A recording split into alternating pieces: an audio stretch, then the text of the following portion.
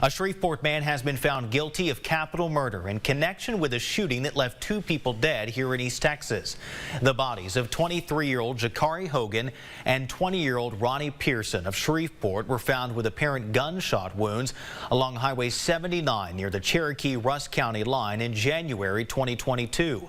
Following a week-long trial, a jury found Devin Harris guilty. The Cherokee County DA says during trial, witnesses testified that Harris and the victims were friends. They say an argument broke out and he pulled over and shot them. Another driver actually saw Harris move a body to the shoulder of the road and stopped to help, and even called police, thinking it was an accident. The defense claimed Harris acted in self-defense.